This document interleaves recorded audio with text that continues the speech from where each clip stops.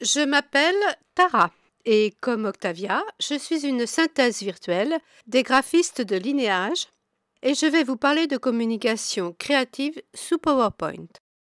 À la demande de notre clientèle, nous avons développé une spécialité consistant à concevoir et illustrer des présentations PowerPoint d'une grande sophistication, pouvant rivaliser avec ce qui se fait sous Flash ou Director, tout en laissant au client la possibilité de corriger ou de mettre à jour ses présentations sans forcément recourir à son agence.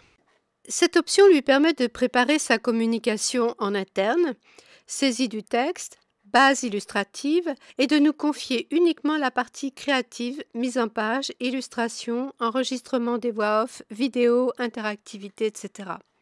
Le client reste ainsi maître d'œuvre de sa communication, présente des PowerPoint élégants et convaincants et en corollaire, réalise des économies substantielles. La présentation que vous allez voir avait été créée par une agence de publicité à l'aide d'un logiciel fermé. Le client ne pouvait pas même corriger une faute de frappe sans recourir à son agence. Le challenge qui nous a été proposé était de refaire la même présentation en y ajoutant de l'interactivité et en permettant à l'utilisateur final de corriger et d'actualiser en interne sa présentation. Voici ce que nous lui avons fait sous PowerPoint. À part les illustrations, tous les dessins ont été faits avec les outils vectoriels de PowerPoint, ce qui a permis de conserver une certaine légèreté à cette présentation complexe.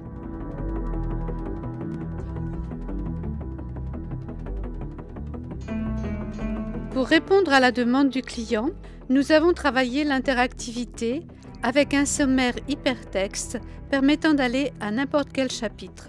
Un bouton en bas à gauche permet de revenir instantanément au sommaire.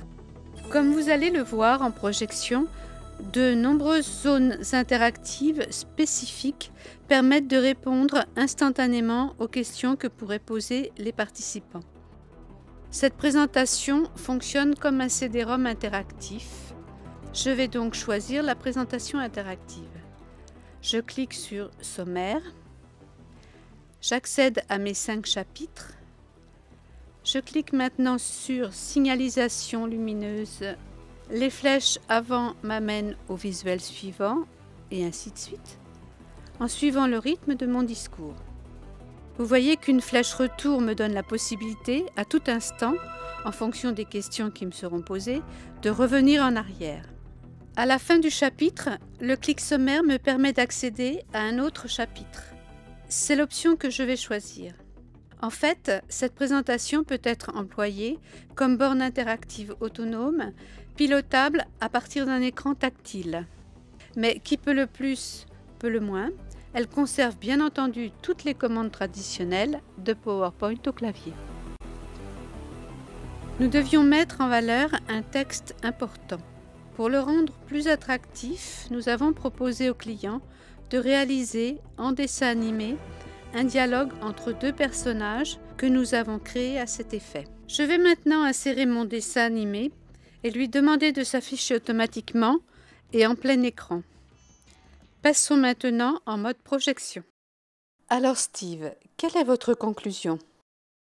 Expertise, proximité, réactivité et efficacité sont les promesses que tiennent chaque jour les milliers de collaborateurs Forclum à leurs clients industriels. Notez au passage que l'usage de ce type de média, qui surprend, n'est pas forcément hors de prix si l'on accepte certaines contraintes. Notre client Forclum du groupe Eiffage avait sur son site internet une carte de France interactive montrant l'avancement des projets et travaux en cours. Il nous a demandé de réaliser cette même carte interactive, mais dans PowerPoint. Cette présentation devait pouvoir être projetée en réunion dans un ordre non défini. On devait donc pouvoir cliquer sur n'importe quel point de la carte en fonction des critères propres à chaque réunion. L'avantage de cette carte, créée dans PowerPoint, rend notre client indépendant et lui donne la possibilité de la réactualiser et de la compléter lui-même, ce qui n'était pas le cas de la carte du site puisqu'il n'avait pas la main sur le fichier Flash d'origine. Des travaux publics, nous passons au médical. Pour illustrer une présentation scientifique, nous devions animer un personnage féminin dont le squelette apparaîtrait en transparence. Ça tombe bien, le mien est disponible et je peux être parfaitement transparente si on me le demande. C'est toujours moi. J'espère que vous me reconnaissez. Je vais prendre les poses qui conviennent.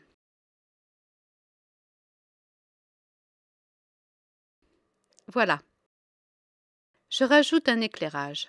Et je verrouille la séquence avant de l'exporter vers Photoshop, où je la transformerai en une animation GIF de 20 images maximum. Voici l'animation finale dans PowerPoint.